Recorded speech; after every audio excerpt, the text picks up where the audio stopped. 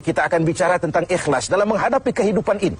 Sebab bukan saja hanya sholat kita harus ikhlas, puasa harus ikhlas, zakat harus ikhlas. Menjalani hidup ini pun kita harus dengan penuh keikhlasan. Kita tahu bahwa apa saja kalau sudah mulai kita gantungkan kepada yang selain Allah, bersiaplah untuk kecewa. Apa saja kalau sudah mulai kita gantungkan kepada yang selain Allah, bersiaplah untuk kecewa. Nah, ikhlas tentu bukan hal yang mudah dilaksanakan, walaupun sangat mudah untuk diucapkan.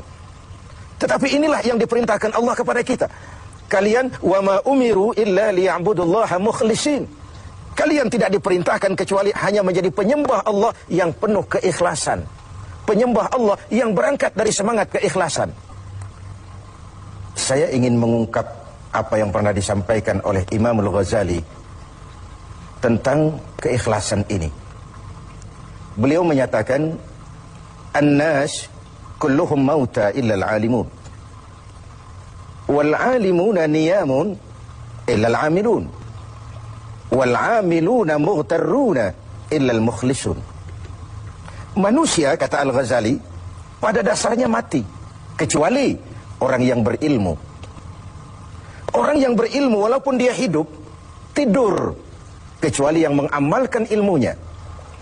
Dan orang yang mengamalkan ilmunya, banyak yang tertipu, kecuali yang ikhlas di dalam mengamalkannya. Begitulah dalam kehidupan ini, manusia pada dasarnya mati, kecuali orang yang berilmu. Tidak banyak yang bisa dilakukan tanpa ilmu. Ilmulah yang membuat manusia itu hidup, bergerak, berbuat, berkembang, tumbuh menjadi lebih maju. Ilmu, dalam sebuah ungkapan lama, membuat hidup jadi mudah. Seni membuat hidup jadi indah. Dan agama membuat hidup jadi terarah. Dengan ilmu hidup jadi mudah. Apa yang hari ini terjadi di benua lain, hari ini juga kita tahu dari kamar kita. Dari kamar kita bahkan kita bisa ngobrol ke luar negeri. Itu kemudahan yang terjadi karena faktor ilmu. Dahulu tahun 50-an, orang kita kalau pergi haji ke Mekah 6 bulan. Kita sudah lupa dia baru pulang 6 bulan. Yang ada cuma kapal laut, sementara Mekah Madinah unta. Sekarang orang berhaji cukup 1 bulan. Kemajuan ilmu yang menciptakan Boeing memotong waktu 5 bulan. Ruang dan waktu sudah bukan masalah. Manusia mati kecuali yang berilmu. Orang yang berilmu, walaupun dia hidup, tidur, kecuali yang mengamalkan ilmunya itu. Nah, orang yang mengamalkan ilmunya, banyak yang tertipu. Merasa sudah banyak karyanya, sudah banyak ibadahnya, sudah banyak kebaikannya. Mereka banyak yang tertipu, illal mukhlisun, kecuali yang ikhlas di dalam mengamalkan ilmunya itu. Ikhlas itu, itulah ruh dari amal yang kita kerjakan. Amal tanpa ikhlas, jasad tanpa ruh, mati nilai amal kita. Nah, dan iblis itu luar biasa. Sehingga Nabi katakan, iblis masuk ke tubuhmu, menggodamu melalui saluran darahmu. Persempit jalan masuk iblis ke tubuhmu. Sahabat bertanya, dengan apa ya Rasul? Dengan zikir dan lapar. Saya ingin mengulangi hadis ini. Iblis masuk ke tubuhmu, menggodamu melalui saluran darahmu. Persempit saluran masuk iblis ke tubuhmu.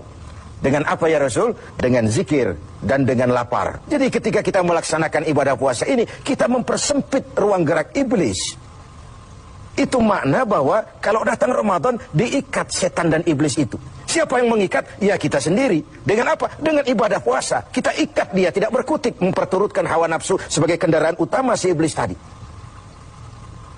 Jadi kembali kepada soalnya, keikhlasan. Itulah nilai dari amal kita. Nah, iblis datang kepada setiap orang dengan bendera yang tidak sama. Iblis datang kepada orang kaya dengan bawa bendera bakhil. Iblis datang kepada penguasa dengan membawa bendera kezaliman. Iblis datang kepada para kiai dengan membawa bendera hasud, iri hati, dengki. Iblis datang kepada orang kaya dengan membawa bendera pelit, bin bakhil alias kikir. Strateginya berbeda, bergantung kepada yang didatanginya. Nah, kalau itu tidak terkena, ditanamkannya lah perasaan bangga. Ah, amalmu sudah banyak, kebaikanmu sudah banyak. Dihilangkanlah keikhlasan kita. Karena itu hadirin dan pemirsa, saya ingin menyampaikan sebuah potret tentang ikhlas ini. Dulu ada cerita, kiai punya santri 2 orang. Satu namanya si Ali, satu namanya si Umar. Satu hari si Ali pergi ke kebun, nyabut singkong. Singkong tercabut, Ali melihat, ah ini singkong bagus sekali. Kalau dihadiahkan kepada Pak Kiai, senang hati beliau, ah tabarukan, cari berkah. Berangkat ke rumah Kiai bawa singkong. Sampai di rumah Kiai, Assalamualaikum Pak Yai. Waalaikumsalam, Li. Ada apa? Dari kebun Pak Yai, saya jabut singkong, bagus sekali, saya ingat sama Kiai. Doakan saya Kiai. Oh, bawa masuk ke dapur, Li. Ali masuk ke dapur, taruh singkong. Kiai bilang sama istrinya, Bu, Ali ini jauh-jauh datang kemari, hadiahkan kita singkong ini. Pulang kita kasih apa dia? Kata istrinya Kiai, Bang, ada seekor kambing di belakang, hadiah pengusaha temporary sama kita. Daripada di sini ada yang merawat, kan lebih baik dikasihkan si Ali. Siapa tahu dia pelihara berkembang biak jadi banyak nantinya. Jadilah itu. Ali permisi mau pulang, kata Kiai, Li, saya hadiahkan kau seekor kambing. Peliharalah, mudah-mudahan membawa berkah. Terima kasih Pak Yai. Pulanglah Ali dengan kambing seekor ini. Di jalan pulang ketemu temannya si Umar. Dari mana kau, Li? Dari rumah Kiai, Umar. Itu kambing dikasih sama Kiai. Kenapa kamu dikasih kambing? Enggak tahu, saya datang cuma bawa singkong ke rumah Kiai, pulang dikasih kambing. Di Umar nih otak dagangnya jalan. Kalau Ali saja bawa singkong dikasih kambing, bagaimana kalau saya bawa duren? Jadi mampirlah si Umar ke pasar beli duren 3 buah, dibawalah ke rumah Kiai. Kiai, Assalamualaikum. Ada apa, Mar? Duren Kiai, ikhlas karena Allah, ikhlas Kiai, silakan. Oh, bawa masuk ke dapur, Mar. Umar taruh singkong taruh duren di dapur. Kiai bilang lagi sama istrinya, Bu, Umar ini datang bawa duren, lebih banyak dari yang dibawa si Ali. Kita kasih apa dia pulang? Kata istrinya Kiai, Abang nih kambing seekor pun sudah dikasih Ali, Bang. Sudah nggak ada apa-apa lagi di rumah. Gitu ya? Iya. Jadi macam mana? Kata istrinya Kiai, begini sajalah, Bang.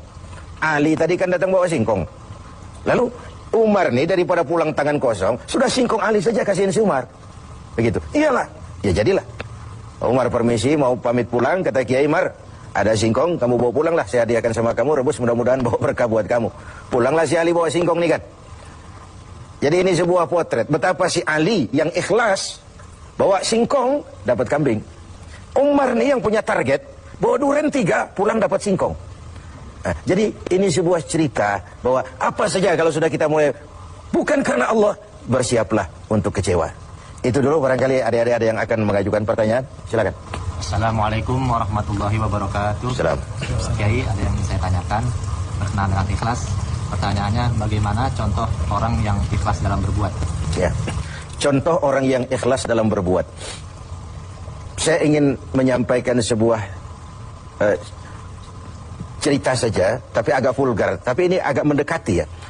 Orang yang ikhlas dalam berbuat itu, mohon maaf, barangkali agak mirip-mirip orang yang buang air besar. Ini saudara-saudara, kalau pagi buang air besar, ikhlas nggak? Ikhlas kan? Apa pernah ditengok-tengok?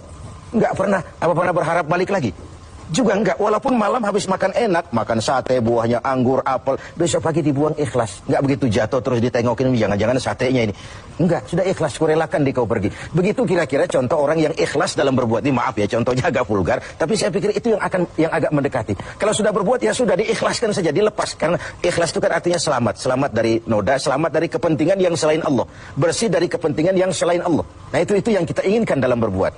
Dan puasa sekali lagi melatih kita untuk menerapkan sikap-sikap ikhlas. Kan kalau sudah kita puasa, yang tahu cuma kita dan Allah saja. Bukan karena ingin dipuji orang, bukan karena ingin disanjung orang, tapi karena melaksanakan perintah Allah berdasarkan keikhlasan.